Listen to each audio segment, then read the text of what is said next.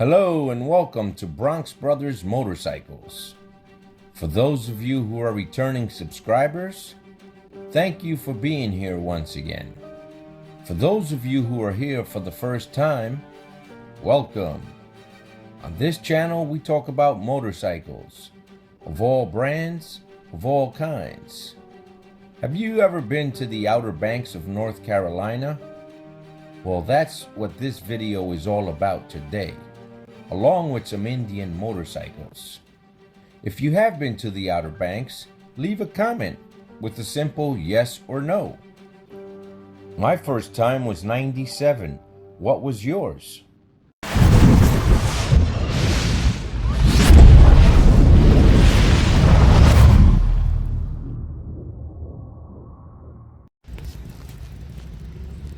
In 1897, industry pioneer George M. Hendy founded a bicycle production company called the Hendy Manufacturing Company. Along with co-founder and chief engineer Oscar Herdstrom, Hendy opened the company's first factory in downtown Springfield in 1901. What followed was half a century of unparalleled growth in the motorcycle production and innovation, and foundational leadership in curating a true American riding culture. In 1923, the company changed its name from the Hendy Manufacturing Company to the Indian Motorcycle Company. No R in motorcycle, when the word was first used with the name Indian. Less than 2 decades later, Sturgis, South Dakota, based Jack Pine Gypsies rider group held a race called the Black Hills Classic, which evolved to become the world's largest motorcycle rally. Over its early years of existence, the company displayed extraordinary resilience as its trailblazing success in innovation and on the racetrack continued despite the advent of Great Depression and 2 world wars. In fact, not only did the brand survive these tumultuous times, but its considerable contribution to the war effort during World War I and World War II provided essential vehicles to both the American and French troops on the ground. The Hendy Manufacturing Company's early racing years were marked with paramount success in endurance rides.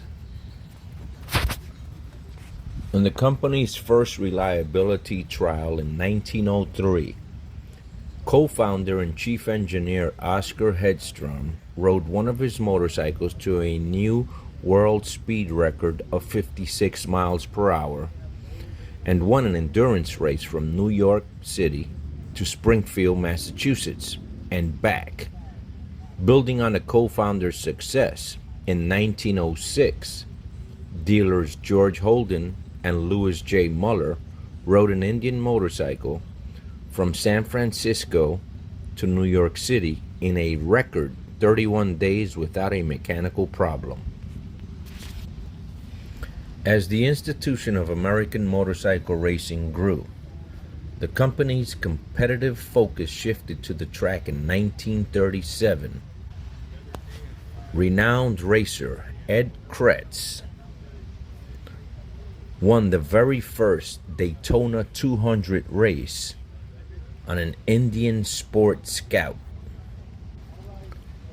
This early era of racing success also saw the founding of the Indian Motorcycle Wrecking Crew in the late 1940s, a record-breaking racing team consisting of legendary racers Bobby Hill, Bill Tummin, and Early Beckman. By the early 50s, the crew was dominating on both dirt and road courses. Bobby Hill won the Springfield Mile back-to-back in '51 and '52, and teammate Bill Tummin completed a three-peat for IM in '53. The Indian Motorcycle Factory team took the first three places in the 1911 Isle of Man Tourist Trophy. During the 1910s, Indian Motorcycle became the largest manufacturer of motorcycles in the world. Indian Motorcycle's most popular models were the Scout, made from 1920 to 1946, and the Chief, made from 1922 until 1953. When the Indian Motorcycle Manufacturing Company went bankrupt, various organizations tried to perpetuate the Indian Motorcycle brand name in subsequent years, with limited success. In 2011, Polaris Industries purchased Indian Motorcycles and moved operations from North Carolina and merged them into their existing facilities in Minnesota and Iowa. Since August 2013, Polaris has marketed multiple modern Indian motorcycles that reflect Indian motorcycles' traditional styling.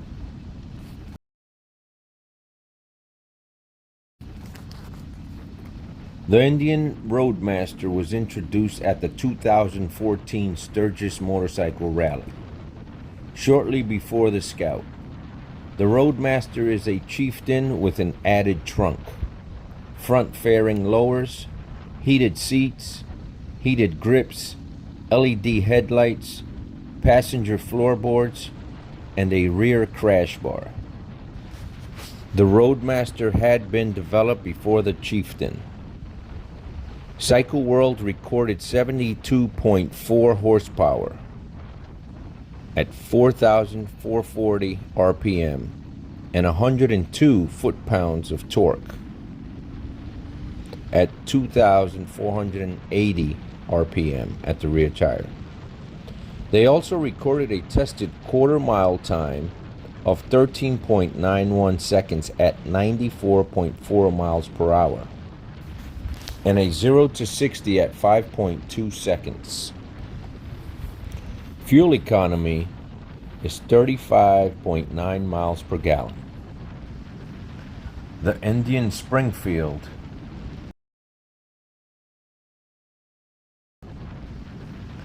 The Indian Springfield was introduced in 2016 during Daytona Beach Bike Week. It is named after the birthplace of Indian motorcycles, Springfield, Massachusetts. The Springfield is a bit of a hybrid bike, sharing steering geometry and hard bags with the Chieftain and Roadmaster models, but it is equipped with a quick detach windshield like the Vintage. It also boasts an adjustable rear shock like the other touring models.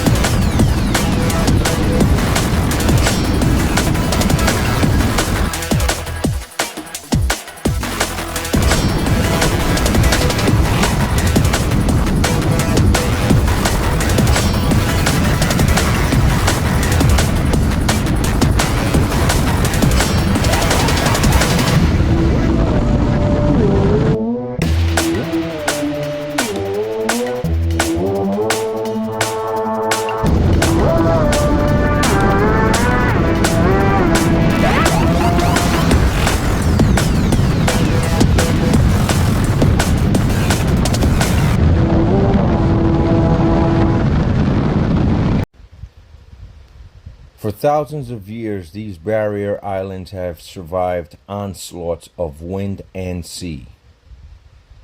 Long stretches of beach, sand dunes, marshes, and maritime forests create a unique environment where wind and waves shape the topography. A large area of the Outer Banks is part of a national park called the Hatteras National Seashore.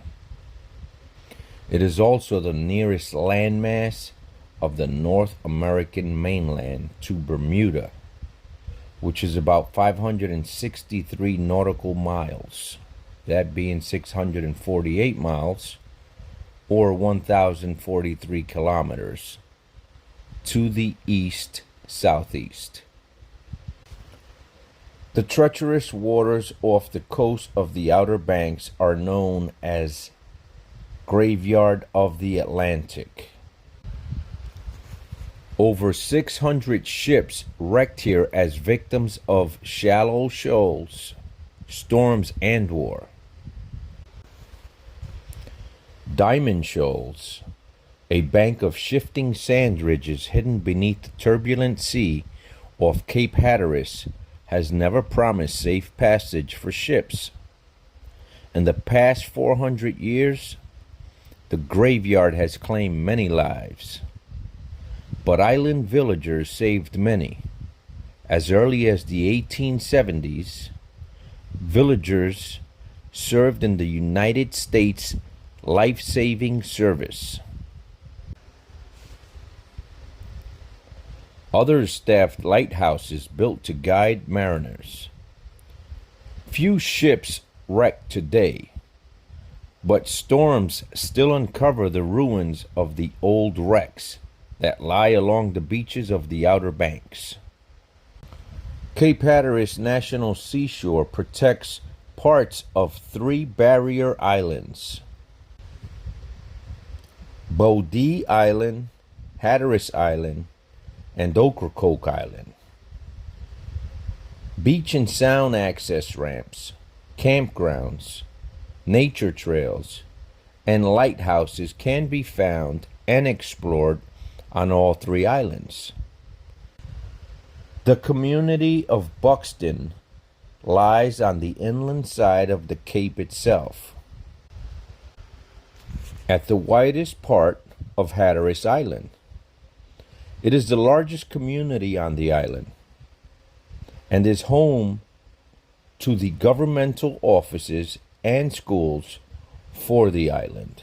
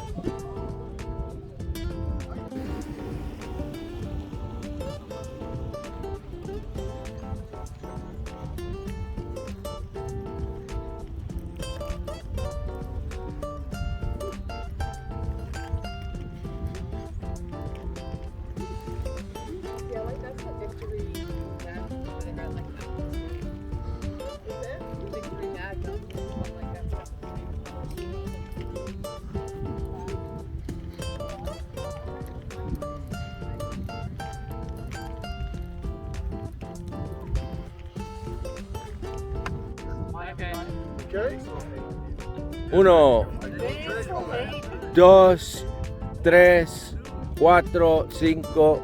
Actually, I'm recording, so. You gonna take a regular picture? Good job, I Richie. take pictures from the video. Okay. Oh, okay. All right, everybody wave. We're here, Mom. Yeah. Is that it? Right. Okay. All right. Okay. Now we can be done.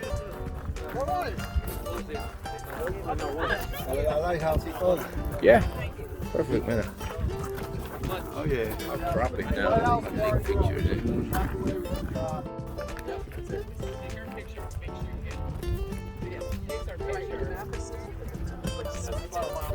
Get out of here. Just so right where Laura was. It's supposed to be actually. Yeah, I know. We're going through the pictures later, like.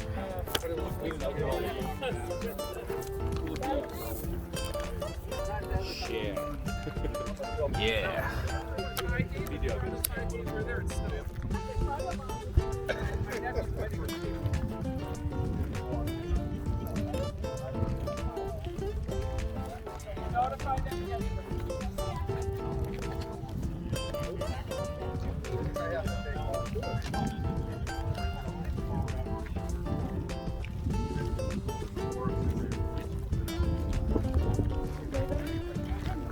Yes, Miss Attitude. Last night. I'll be sitting there. Yeah, I was gonna say her and I will get a table. We're like, I don't know. I don't know.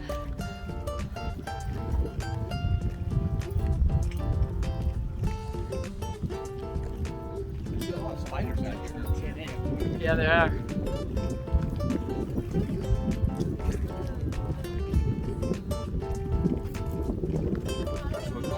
Hey.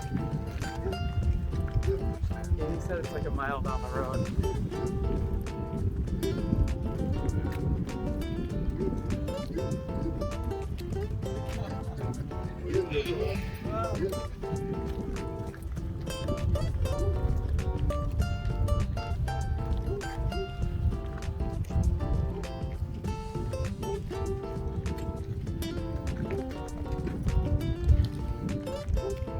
Get all the bikes? Yep.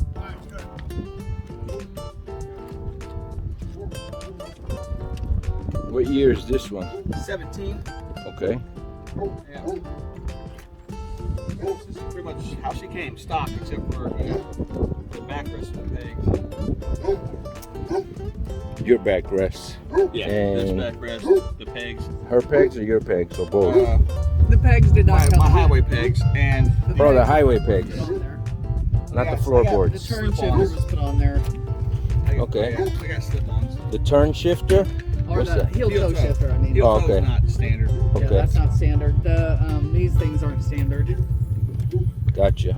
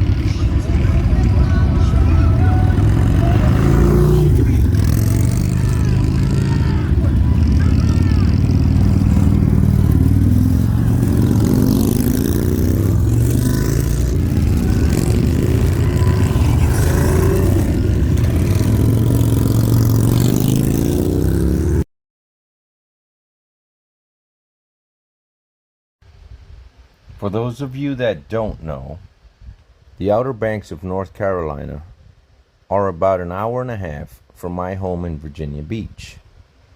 Virginia Beach is located on the most southern eastern part of Virginia, and just below that is North Carolina and the Outer Banks. A few towns that I haven't mentioned in the Outer Banks are Corolla, Duck, Kitty Hawk, Kill Devil Hills, Nag's Head, Rodanthe, Avon, Buxton, Hatteras, Ocracoke. For someone not from this area, I imagine they would probably butcher all of those names, or at least half of them. In my approximately 30 years in the area, I have grown accustomed to hearing those names at least once a summer when a storm comes up from the south. Those are the towns, that is the area that is always in danger of a hurricane ravishing not only the homes but the land, flooding roads to get out or for help to get in. That is the Outer Banks of North Carolina, not for the weak or timid. As a person who goes to the Florida Keys at least once a year, I see there are a lot of similarities with the Florida Keys. But at the same time, it is so different. I guess the only real comparison can be that there's water on either side.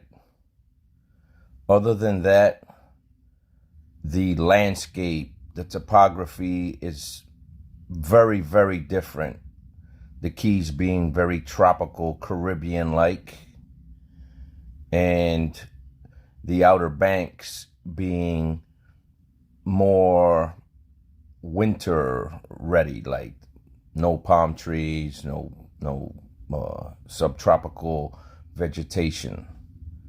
The dunes, as you go down, the dunes on your left protecting the roads, the islands from the Atlantic, is something you do not see in the Florida Keys. Florida, everything is flat, just like Florida itself.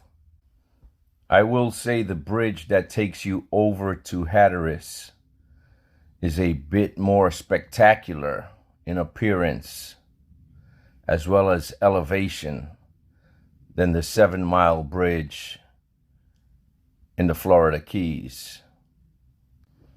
I think I'll stop making comparisons because, like I said, the only real comparison is water on both sides. Allow me to read about some of the history of the Outer Banks, which there is quite a lot of it. I was not able to record everything, but I can tell you that there is so much more than what I was able to bring you today. The Outer Banks were sites of early European settlement in the United States and remain important economic and cultural sites. Most notably, the English Roanoke colony vanished from Roanoke Island in 1587 and was the first location where an English person, Virginia Dare, was born in the Americas. The hundreds of shipwrecks along the Outer Banks have given the surrounding seas the nickname Graveyard of the Atlantic.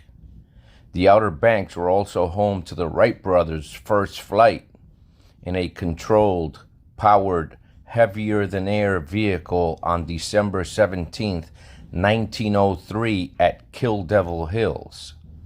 During the 20th century, the region became increasingly important for coastal tourism. The Outer Banks are particularly vulnerable to sea level rise and coastal erosion. The effects of climate change compounds existing coastal erosion caused by poor coastal management and construction practices.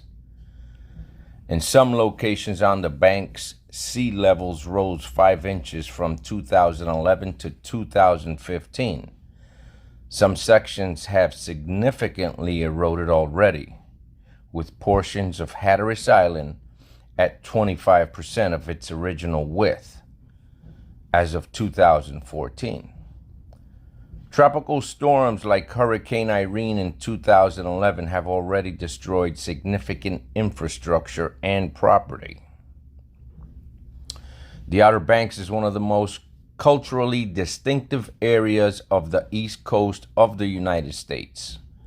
The Outer Banks were inhabited before the arrival of Europeans, with small branches of larger tribes, such as the Algonquin, speaking Chowanoc, Socotan, not easy for me to read, living semi-nomadic lives. Oftentimes, Native Americans would use the barrier islands facing the Atlantic Ocean for fishing in the summer and reside on Roanoke Island or the North Carolina mainland in the winter. European explorers to the Outer Banks as far back as the 1500s noted encountering the friendly Hatteras Island and Outer Banks natives, noting their hospitality to foreign explorers as well as their happiness and overall quality of life. That brings to mind the Taino Indians of the Caribbean, and specifically Puerto Rico, were this type of people, very happy, very, they love to share and just enjoy life. I say they were peace, love, and happiness. I proceed. European-born disease and migration to the mainland were likely the main causes for the decline of the native population. Before bridges were built in the 1930s, the only form of transport between or off the islands was by boat, which allowed for the islands to stay isolated from much of the rest of the mainland. This helped preserve the maritime culture and the distinctive Outer Banks accent, or brogue, which sounds more like an English accent than it does an American accent. Many bankers, as they're called, have often been mistaken for being from England or Ireland when traveling to areas outside of the Outer Banks. The brogue is more distinctive the further south one travels on the Outer Banks, with it being the thickest on Ocracoke Island and Harker's Island. Some residents of the Outer Banks, known as wreckers, made part of their living by scavenging wrecked ships or by luring ships to their destruction. Horses with lanterns tied to their necks would be walked along the beach. The lanterns' up and down motion would appear to ships to represent clear water and a ship ahead. The unsuspecting captain would then drive his ship ashore, following the false light. Ocracoke was the last refuge of pirate Edward Teach, better known as Blackbeard. It is also where the infamous pirate was killed on November 22nd, 1781, in a fierce battle with troops from Virginia. All right, where's that at? You're gonna take us there? Yeah. Let me say adios and thank you. We're leaving, so yeah, going home. So nice riding with you guys. Excuse me? How do we get photos and movies? Yeah, Bill will hook you up.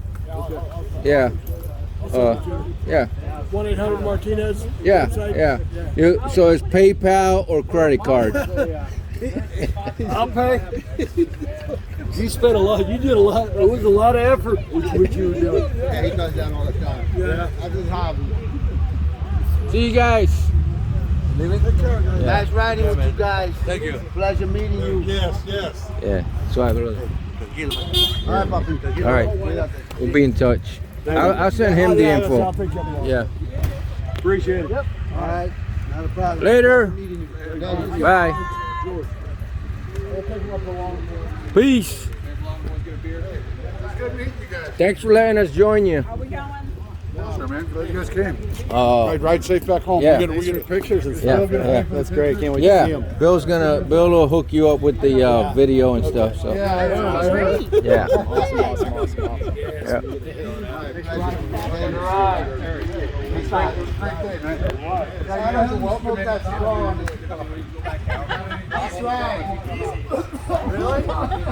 Suscribe, campana, gusta, comenta y comparte. Well, we are getting near the end of the video. For those of you who are new here, I ask if you like the content, if you like motorcycles, traveling, consider subscribing. Another thing I do is installation of various parts. I do reviews on helmets and jackets and gloves and boots and anything that has to do with motorcycles, basically. Well, I'll ask you, what was your favorite part of the video? Leave a comment. As for me, it was the bridge. I like being up that high. Besides that, the bridge itself is very cool to look at. It reminds me of a bridge someplace out in Sweden, or I don't even know where that bridge is, but there's a bridge out there somewhere. In Europe, I believe it is. And I will say, this bridge here, it's competition. The other thing was the drone footage. Being able to see the island from that perspective was really cool. I really enjoy flying the drones. The island of Hatteras is restricted to drones, except for that small area of Buxton, basically where we were. So I have an app that tells me what's restricted, not airspace, but restricted to take off. And that's why I couldn't take off from where the lighthouse was. I had to wait to get to the restaurant and be able to take off from there. I think it was pretty cool, and I got as close as I felt safe flying to the lighthouse. Well, my people, with that I'll leave you. There's just a little bit more video. I will tell you that this next segment coming up is an app that I have on my phone. It's called Relive. And take a look at it. I think you'll really like it. You can get it on the App Store. It's totally free, and it makes traveling and touring so much more interesting when you have that little piece of video that you'll see. It works off of GPS. Well, you all take care. Be careful with the crazy people on the roads, and I'll catch you on the next one. Adios.